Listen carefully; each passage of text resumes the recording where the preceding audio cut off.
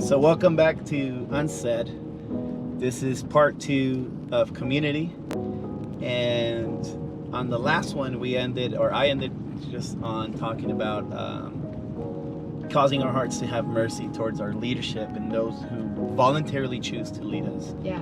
And we touched, like on, I guess we could say like on the surface in regards to community and breaking the fantasy of what we think it should look like and the reality of what it should be, and then also our own personal heart's response, right? Mm-hmm. And I think on this episode, what we want to touch on, this is episode 7 now of UNSAID. We want to touch on putting in the work. Yes. Putting in the work for community to create that. So Yeah. what is it that you want to help us tackle in this one? Yeah, because I was talking, and we mentioned in the last episode too a little bit how it's not so much something, you don't go and find a good community. You can, like, there's places maybe where it's easier, but for a community to happen, you have to make it, like, you have to work for it. And Gus and Shirley, like you and your wife, are some people that I have seen that do it really well. But some people think like, oh, like to make community, I'm just gonna open my house, I'll invite people over, I'll ask someone to coffee. Like, like we have this idea, like when I have a house or when I have a marriage or when when they open a cool coffee shop by my house, like I'll be able to create community. Yes. So let me ask you that, because when my wife and I stepped down from being youth pastors and we're stepping into missions, and I think, correct me if I'm wrong, I think some of you, I don't know about you, but some of those that stayed or were there and left to lead and pick up, and I think it's safe to say a bit of the mess that we left. And we'll talk about that in another episode. For sure. Okay. And but the idea was, it's because we don't have a house. I think I heard some people say that to me, like, it's because we don't have a house like you guys do, and so we can't really do that, or whatever it might be. Yeah. Like, I mean, so what was it that you experienced? Because again, I'm saying this not as in, and I know you're not either, as in like this is not a how-to video. Right. This isn't like I want to know because I've never asked you your UNSAID conversation here. But what has been your personal experience as it relates to like the way my wife and I have cultivated community around us? Well, it did help that you guys had a house, I think.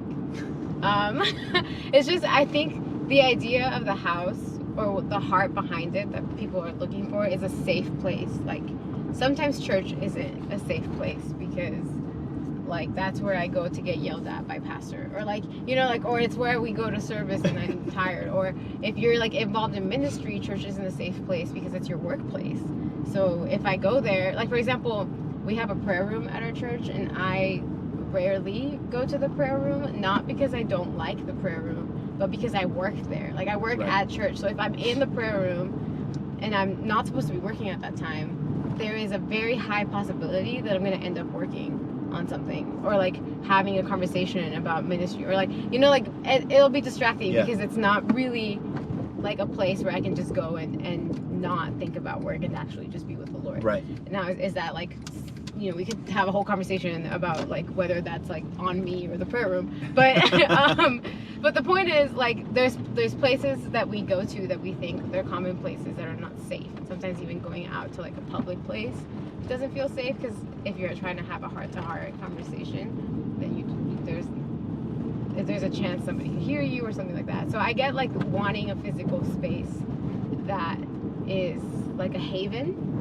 and I think that's what you guys created in your house. Not so much that you had a house and that it was nice or that it was well decorated. Right, because having a home doesn't mean that it becomes that automatically. Exactly. But what you created in your home by the way that you and Shirley talk to us, or not even talk to us, because mostly what you two have been really good at always is asking really good questions. So conversations with you guys is never like, how's it going? Like, How are you?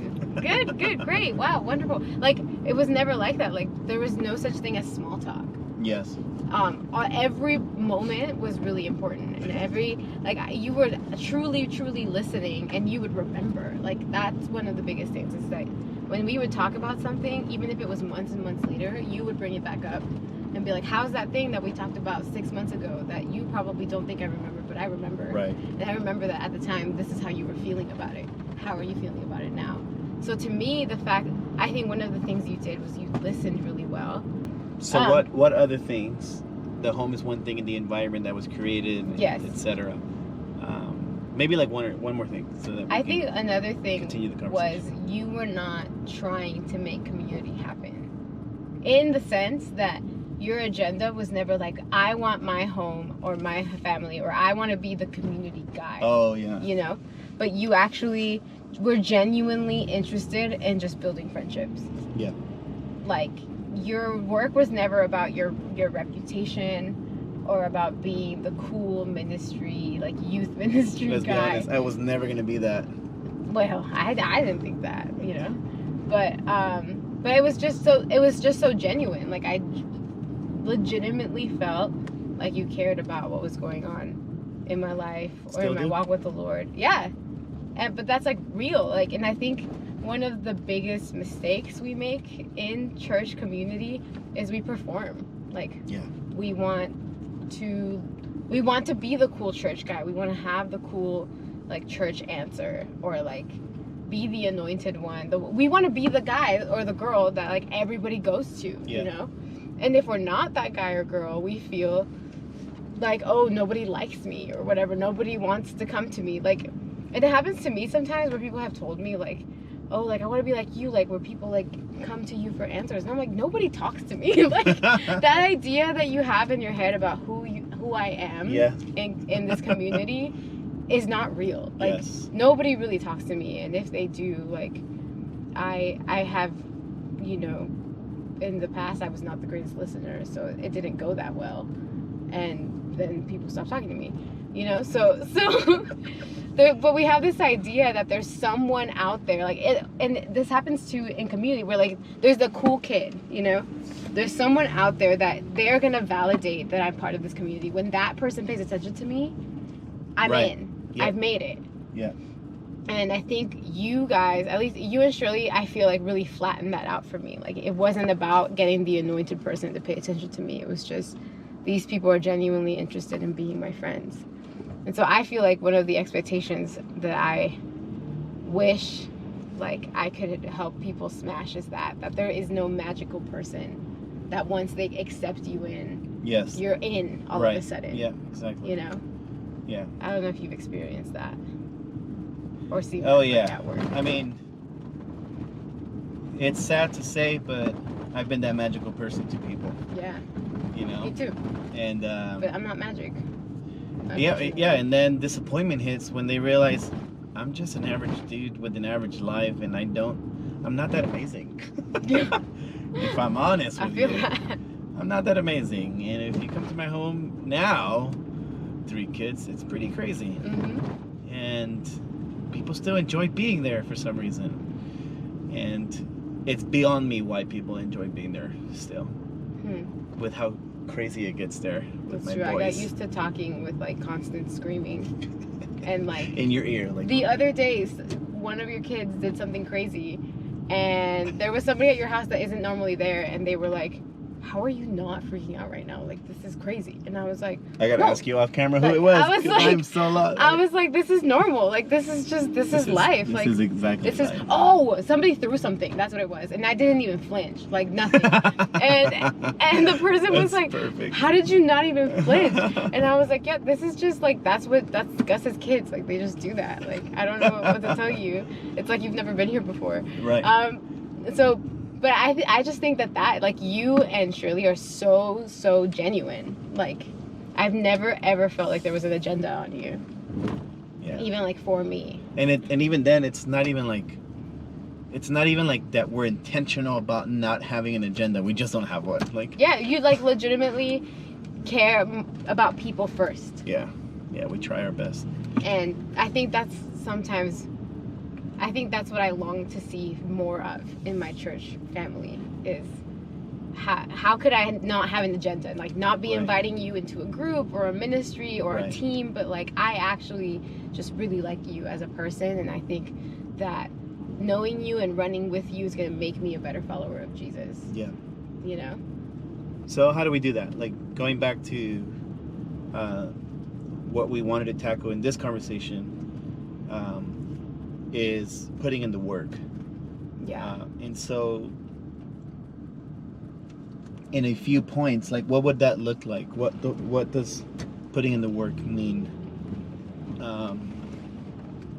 You know, again, it's not like a how-to video, Yeah. but maybe heart postures, responses. Like what would you say would help us and the listeners in this? I think that the first thing that we need to do is give ourselves permission to mourn that community is never gonna look the way I picture it looking. Wow. Like, go ahead and mourn that the community that you imagine isn't real. Because it really isn't. Like, even if you go to the healthiest organization, even if you go to the most famous church on the earth, like, it's not real. Like, every single organization has issues. Every single pastor has flaws. Every single leader has forgotten a meeting with someone. Like, it is what it is. And so I think that the first thing we need to do is mourn that the community we imagine doesn't exist. Wow. And might even be an idol that's getting in the way of us receiving the community that Jesus actually has for us. Right. I think that's the first thing. Yeah, that's good. And I think even to that, it's like, this is the way I see it, but do you think it could also hinder what you have that us as a community can receive? Yes. Because you've limited yourself into what this could actually look like. Yes, and I think that happens especially if I show up to a community and nobody else is like me. Say I show up to a community and everybody is artsy and like, you know, I don't know, has really cool Instagrams, and I show up and my Instagram is just like pictures of my dog or whatever. Like, it might feel like, oh, I don't belong here, but it might actually be that because you are different than all of us, we need you the most. Right. Yeah. You're totally right. Like, and so the expectation or the idea that I had coming in could block the community from receiving what I have to give. Right. That's so good. I love that. That's good. So I think it's, again, taking like a humility posture of saying, I'm not going to come to the table with expectations. I'm going to come to the table with my gifts. Yeah. And I'm going to come with like an empty bag ready to receive the gifts that are already here. Yes. Minus all of my expectations and my disappointment and the things that I thought and the person that I thought would affirm me that didn't. Like, all of those things. Like, I'm going to leave that at the door, and I'm just going to come with space to let this community be what it is instead of me trying to tell it what it should be. Right. Right. That's so good. So, permission to mourn. Not hindering what this could look like for both sides. Yes. And what I could actually bring to the table. And that's not even a prideful thing. It's actually a humbling thing that you actually get to play a part in the health and the growth of this community. Yeah.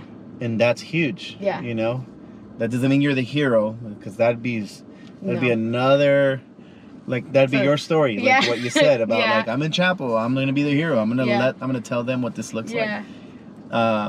What would be another thing, if there's one more that you could pick? I think it would be like, I think of this like super scandalous Martin Luther quote that like marked me. That whole first year of college where I was discovering all of these things about myself, I heard this quote, which is the church is a whore, but she is my mother. Which is the idea, like, like, I see it. I see the mess. I'm not denying it. There is no walking around it. It's ugly. Like, the reality is that it's not what it should be. But this is my family. Yeah. You know, you would never let anybody talk trash about your mom. Right. I would never let anyone talk trash about the church. Yeah. Not even me, you know? Yeah. So how can I find ways to speak up about the things that I see that are maybe unhealthy, maybe dysfunctional, in a way that like calls my community higher instead of whipping it and beating it down on the floor for being bad. Right. So that find life-giving ways to talk about the issues you see. That reminds me of thank you so much for sharing that. That reminds me of a dream someone had, and it was about the church. And this person in the dream was driving, and they were driving, I think, to the hospital. And they had someone in the back. It was a man with his beaten up, bruised and bleeding wife on his lap. Mm-hmm. And it was Jesus as the man, and the woman was the church. Mm-hmm. And she was beaten up and she was bleeding, and the conviction that the guy that was dreaming, who was the driver in the dream, realized, I had something to do with that. Like, I was part of her beating. I was part of that, because we don't realize how much, especially when we speak it out, but how much the criticism, the pain, the offense, and everything that we do causes more hurt, more offense, and causes the church to bleed, and causes the church to be beaten up. And when we think we're actually trying to help it, we're actually making it worse and bleed more, bleed out more. Rather than, I would say, if we can land on some scriptures, it would be like Hebrews 3:12. It's like exhorting one another, but it's so that we don't fall into like the ensnarement of sin, and fall away from God, etc. Things like that. And using the word, like what Paul said to Timothy about like, the word is useful for teaching, correcting, exhorting, 2 Timothy 3:16. And it's for training, right? And these things. And what I think what happens a lot is that we come with our pains and our opinions more than we do the passion or the desire to make this a place that Christ called it to be. It's more like, I want to make it the place that I think it should be. Right? A place that's suitable for me, and not necessarily a suitable help for the Lord. Right? Like, and that causes so much like more hurt. Totally. I think that's the whole friend of the bridegroom conversation. Like, I want to partner with Jesus to make his bride ready. Not sit there like beating her up and telling her how ugly she is. Right. And tell him, do something about her. Right. Yeah. That's so good. Oh my gosh. I'll end with this. I don't know if you have anything else. A few years back, in the midst of that messiness that I was speaking about, of like us stepping down and stepping into missions, is that I was very critical of the church, not just the one that I was a part of, but just even looking at the Western American church. And there it goes again. We're good. And it was that I was telling the Lord, I was like, what are you going to do about this? Like, this is horrible. Like, do you not see it? Do you not see what's going on? Do you not see what the church is causing? Do you not see how the church is straying away? You know, I'm thinking of, again, the Western church and etc. And the Lord rebuked me in the car and said to me, this is what I felt in my heart, him saying to me, when are you going to agree with me with what I say about her? That's so good. And I just wept and repented. And I can't say I never, but I have forgotten to stop and ask him what his heart is for the church. And I did. And one of the things I felt like I received in my heart was that it's almost like what you were saying, that she's not what she's called to be, but she's also not what she will be.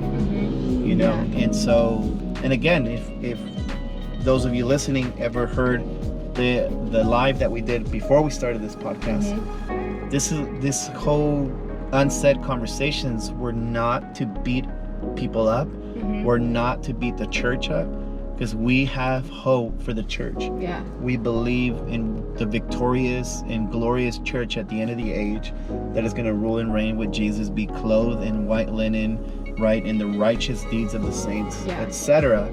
Like, we believe in that, and that's why we're having these conversations.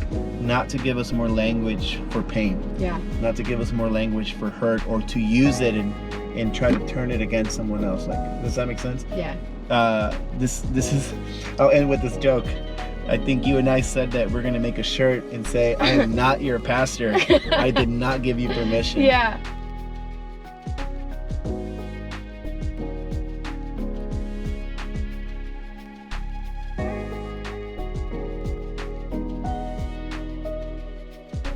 At some point. Are you saying that You I can't did just show nothing? up. That's my favorite part of this job. No. It's the only place where I get to just show up and